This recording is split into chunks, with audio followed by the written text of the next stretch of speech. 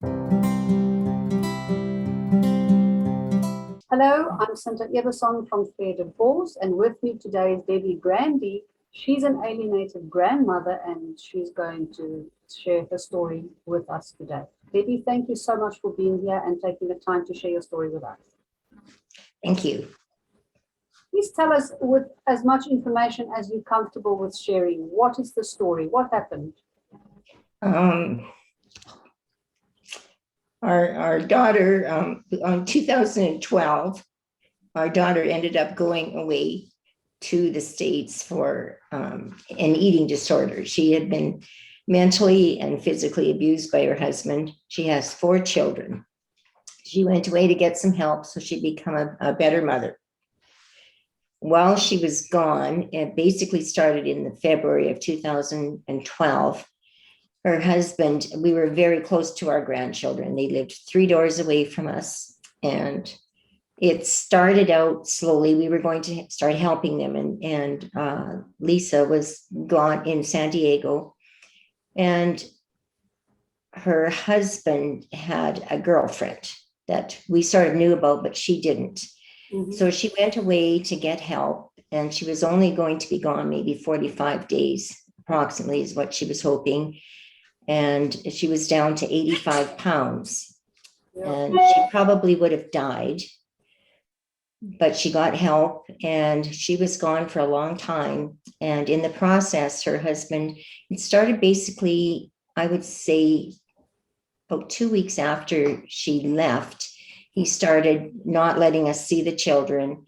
He had his secretary, girlfriend or whatever, would come to the house and watch the children. And then he started, all her clothes, the daycare lady said that all her belongings were packed up within 2 weeks and moved into the garage. So this went on. And while she was gone, he got her to not, like we were the bad people. Like we were, we couldn't see him. We couldn't speak with Lisa. We tried to contact the place where she was at, and they would no contact. He was in complete control of her, every move, and even he was even in on the meetings. And we would try and get the children over to visit because they were a very important part of our lives. Lisa was a nurse and still is a nurse. And her husband is an American. He was in the US Army, and I don't know if he suffered PTSD or was just a complete narcissist controller. And it's such a long story, such a long, sad story.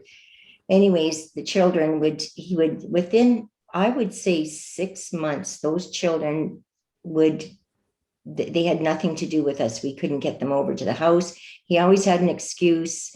There was, then he started trying to put harassment charges on us. They lived 3 doors away from us. They would drive by and he would yell obscenities at us, like F you, and give us the finger. And this was just bizarre because these children were at our house every day. Like they would run over, they would stay over. My husband and I watched them. Like it was a loving relationship. And Lisa was a wonderful mom, but he just broke her down. It was awful. And she was gone about 1.5 years. And in that time frame, he had those children completely alienated from us. He got he got charges pressed on us that we were harassing them. Pretty soon the children would drive by or walk by, only if they were with their father, and they would yell out F you and we hate you. And it was bizarre. Like we couldn't figure out what was going on. And it was a nightmare. And he ended up pressing some charges against us. And he got Olivia, our second oldest granddaughter, to lie. And they proved it in court that it was all lies. And it just carried on. It was just every day, like I was afraid to leave my yard because he would drive by and throw things and scream obscenities at us. And yeah, it's just awful. Goodness, it sounds almost unbelievable to think that somebody that was that close can turn around and behave that way. And even but we know that's what happens with alienation, is that the coaching of the children, they eventually start speaking the words of the alienating parent. Exactly. Difficult time for you. So this went on for about, well, Lisa was gone a year and a half, and then there was a court.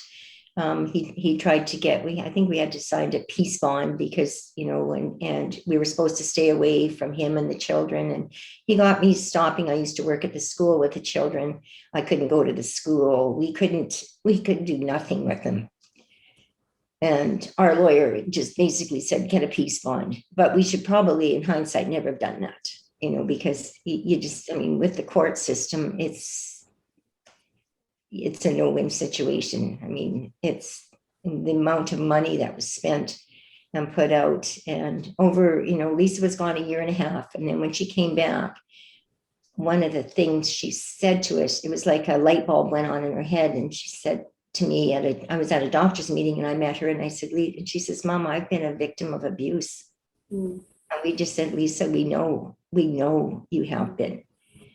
And from there on, he started, she came home in the middle, at the end, on her son's birthday, May 25th, 2013, I believe it was. And she would start to see the children.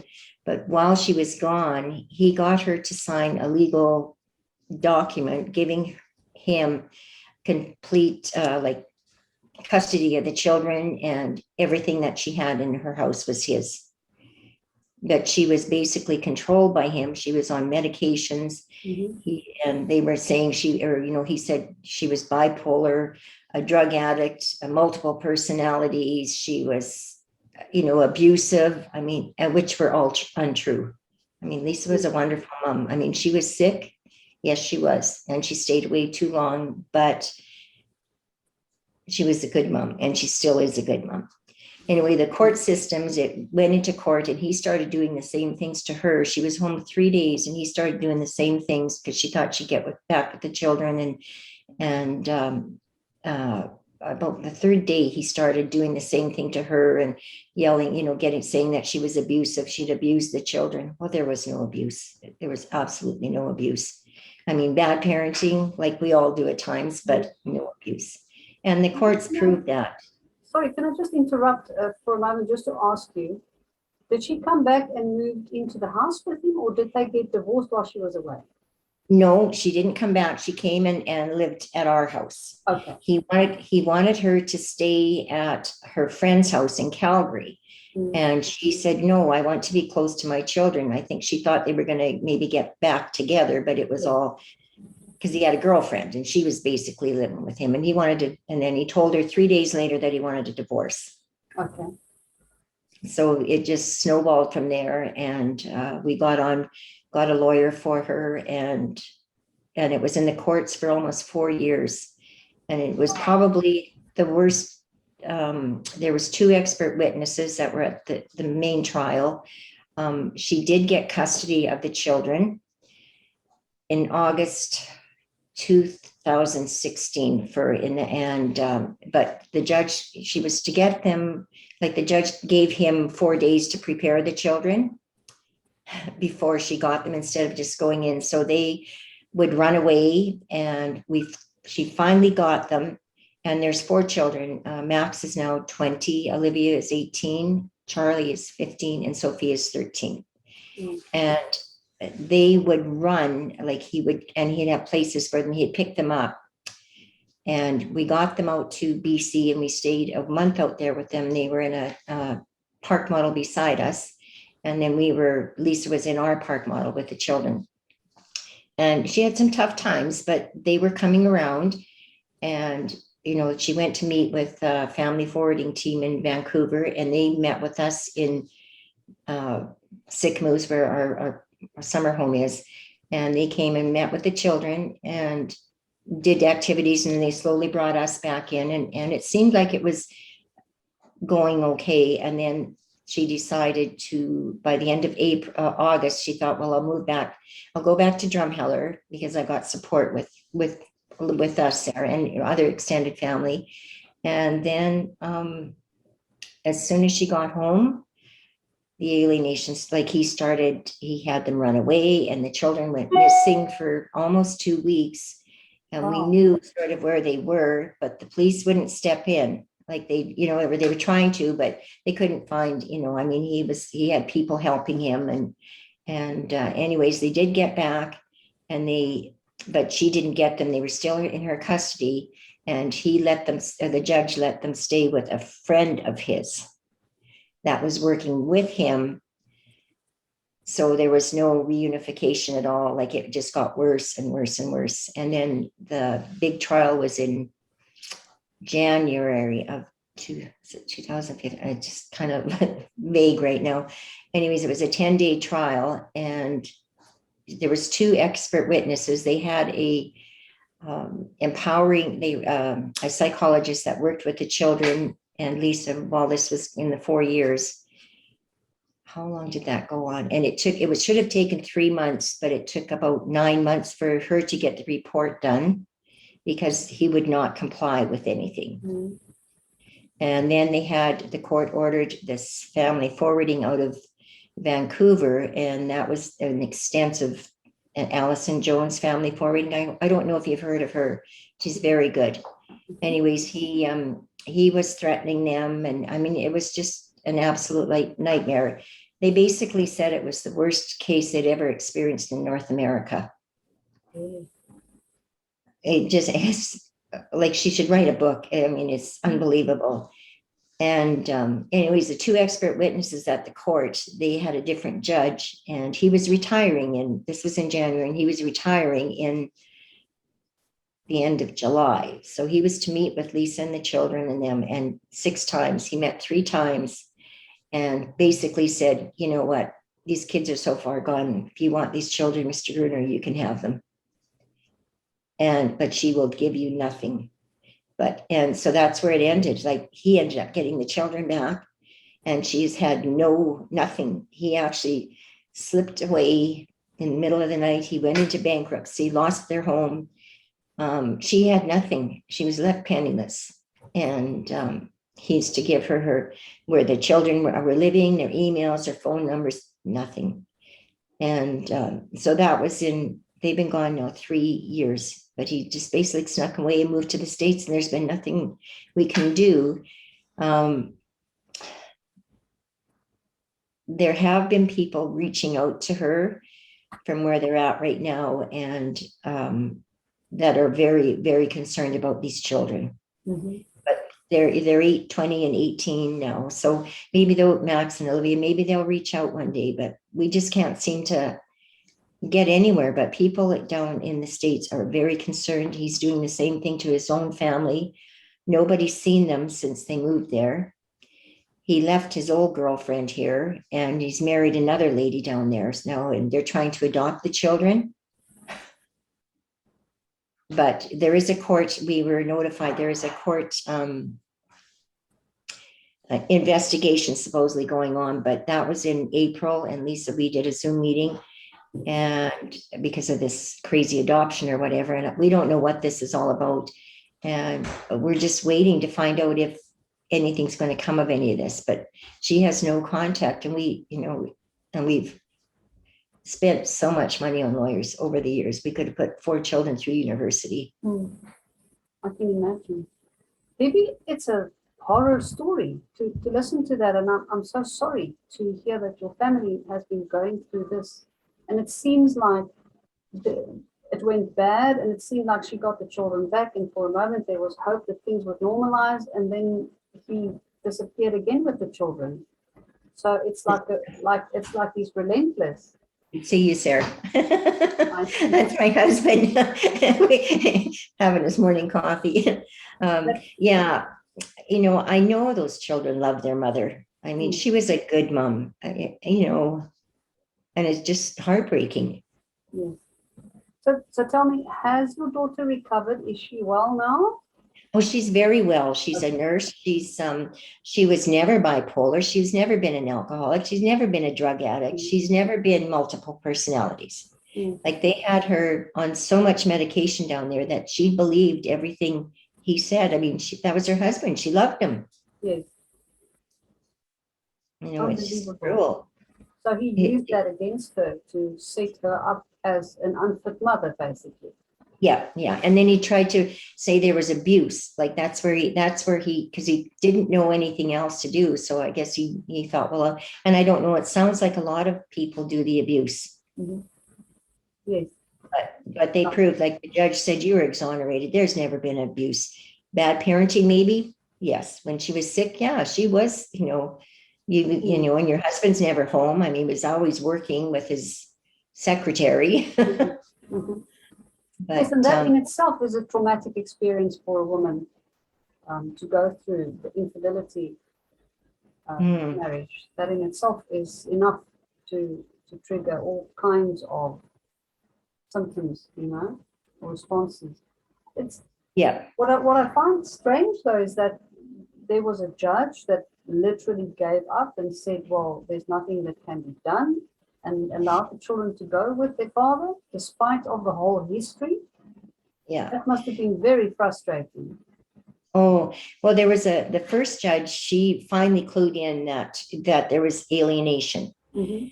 And Lisa had a very good lawyer, but I think they were too soft. They always took the high road. So he ended up representing himself. So the court, what the judge basically did was wasted more of his time explaining to him that, what were the procedures. So hours and hours, and the court was wasted on his time because he was representing himself. Yes. But the first judge, she got on and there was, I think, over 37 court orders, and he never complied with one. 37 court orders. Yep. And he never complied with one. And what about support with the police or the legal system to enforce those court orders? No, they don't really, they say, you're going to do this or that, but nothing happens. It's in civil court, nothing happens. And, 37 might even have been more. Like it was unbelievable. 4.5 years. And, he'd come out and you think, oh, good, they're really going to get at him, but nothing would happen. He would come home and continue doing the harassment. I mean, they would drive by and yell and scream at us, and they lived 3 doors away from us. Yeah. That's obscene. And we had a loving relationship before. I mean, those children were loved. They weren't, they spent some hours with us. Yeah. We went to the lake. And he would, oh, you can go with your Nono and Nona, and he never questioned anything of that. Like the funny part is he never mentioned any abuse about us or anything. It was just all Lisa. And he never mentioned any abuse even before she was gone. It was just after she got back that it started. Yes. And what about her? I remember you told me that she got to a stage where she could openly admit that she was a victim of abuse. Yes, yeah. And in all that time, did she not ever have the strength to open a case or to accuse him of the abuse or do something about that? No, he was so controlling. When she was down in San Diego at the Harmony Grove is where she went. He would call and he would be in on all her meetings with the psychologists and everyone. And I mean, that's confidentiality. I mean, I don't know how he did that. Yes, well, why would psychologists allow that? They should know better. I know, and we just couldn't seem to get through. She would agree with what he had, but she was on like a lot of medications. So she wasn't thinking clearly, but when she came home, she was back up to normal weight, and she did realize that she was a victim of abuse. And then she got help here again. She had to prove that, she kept going to court. She went for counseling, and the judge, they actually even made him supposed to be sign up for counseling with the children, and he would bring, and he would always criticize the counselors and say, and then get them fired. And it was just ongoing. But I'm sorry. Go ahead. I can't remember. That's okay. You go ahead.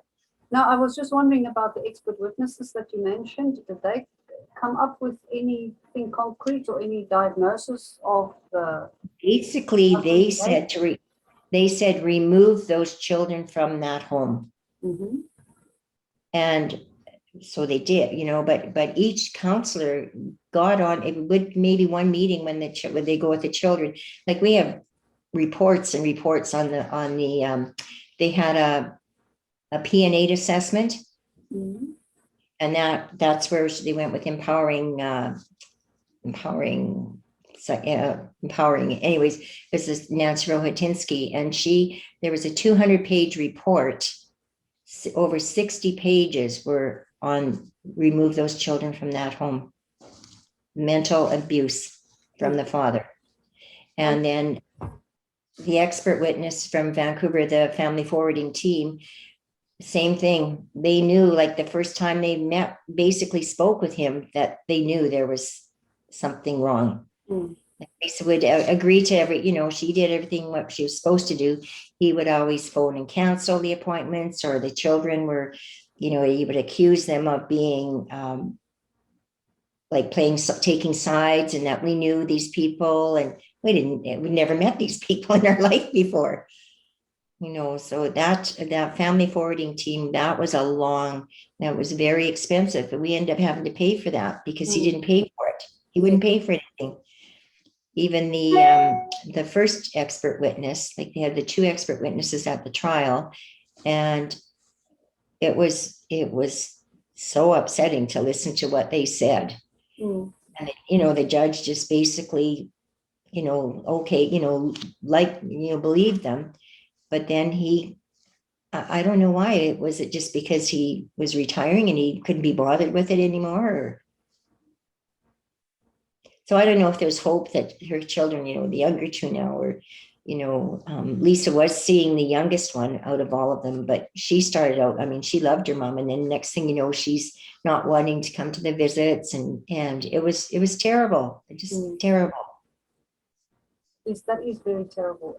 It's a very, very difficult situation. So at the moment, do you know where the children are? We do know where they're at. And we had reached out to the schools and they were sending stuff, but now he's got the schools, everybody blocked from us. Mm-hmm. People have reached out to us from they're in Coldwater, Michigan. Mm-hmm. And to get, like, I got a message one night in the middle of about 10 or 11 at night, please, can we contact you? We are concerned about these children.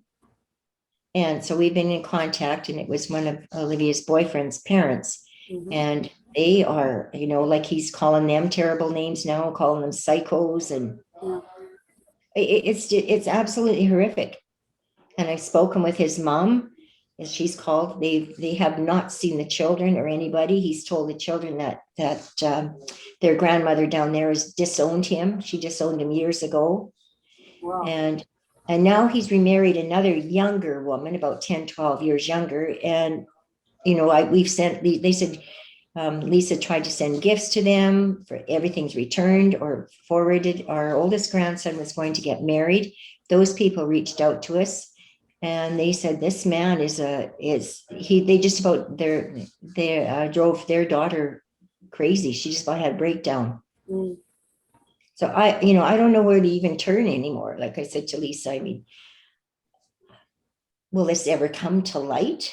Like, will these children ever realize? And the judge, the one thing he said, he looked at him and he said, I'm going to give you these children, but he said, one day these children are going to hate you for what you've done. Mm. Like he robbed them of their childhood. Yes, that's exactly what happened. And he robbed them of their mother. Well, and the love of a family. Like. And they were close to you also, so they robbed. They were just like. So it seems to me that he's like completely isolated. So they're having hardly any contact with any family member. No one. In fact, even like my husband said, he said, Debbie, he said, I could see it starting when Lisa left. And within 6 months, those children had no contact with, basically, they went to school, that was their safe place, but they were in their basement. You never saw them. Like the neighbors next door, they would say, what's going on? Like the kids would never be out. They'd come out at night. Mm-hmm. And then he started threatening the next door neighbor had to move because he was doing, spraying their house with water. He'd drive by and yell at her and the other one, and the children were very close. I mean, we live in a small town and in a beautiful little, community. And, Lisa helped at the school. And I mean, she was a good mom. She didn't deserve this. Like no one deserves this. No, nobody does. Wow, No. it's tragic. It's a tragic story. I'm honored to hear your story, and I'm so grateful that you're sharing it with us, Debbie, because these are the kind of things that people all over the world need to hear. Because alienation is rife, and there's so much debate about it. People are even still to this day debating that alienation actually exists or not. And it's stories like yours that is important proof of the horror of alienation. It's unthinkable, unbelievable what some parents can do to their children. It's just horrific, like you said. His mother said to me, his hatred for revenge is more than the love of his children. Yes, yes, obviously. Yeah. So, just in closing, how do you take care of yourself, you and your Well, we keep busy. how do you live with this? Because it's a huge loss. It's a huge loss, and it's never ending, so to speak.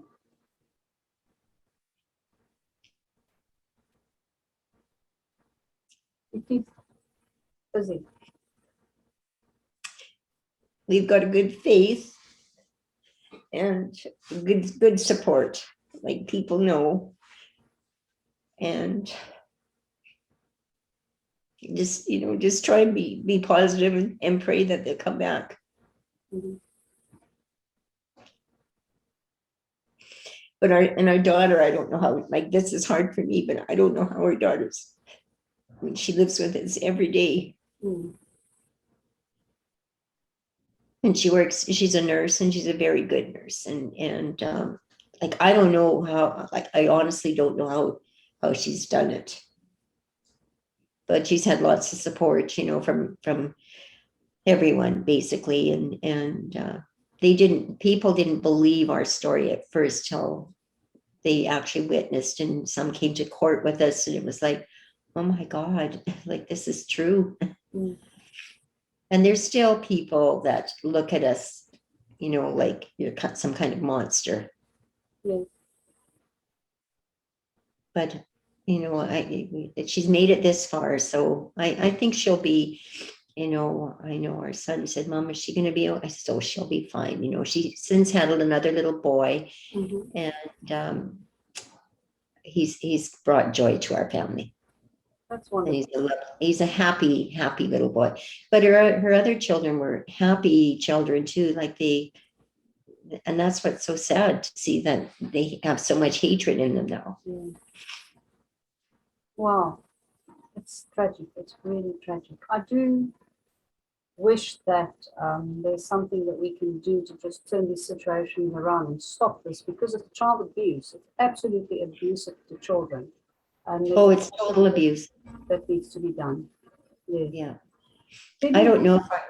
I'm sorry. I don't know if our daughter would ever, interview anybody. I think she needs to tell her story, Lisa, but I don't know if she's ready to. Mm-hmm. Well, the time will come. Mm-hmm. It's a very, very difficult thing to deal with. And if she is ready to tell her story, I'll be there. I'll be happy to listen.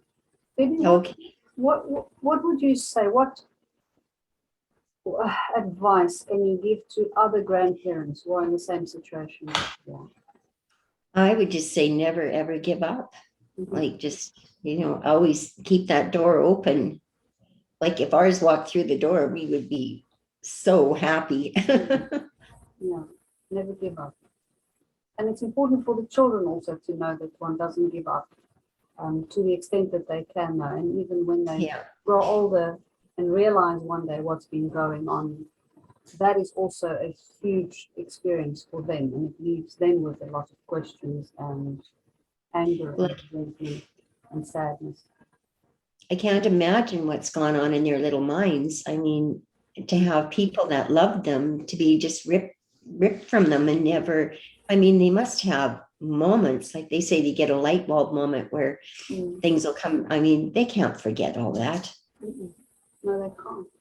It's a huge loss for them also. All these people Oh, ripped from their lives. yeah. I think, I would always say to them, if I could, if you want to hear our story, we will tell you our story. They've heard their father's story, but they've never heard ours or their mother's.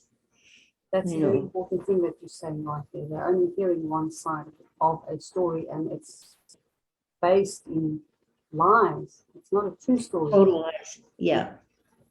Yeah. It's very difficult and very sad. Baby, thank you so much for your time, and thank you once again for sharing the story. Okay. I do wish you all the best, and I sincerely hope that things will turn around and become better than they are at the moment. Well, we do too. Yeah. And keep the good faith, and like you said, don't ever give up. Okay. Thank you. You take care. Thanks. All right. You too. Bye-bye. Thank you. Bye-bye.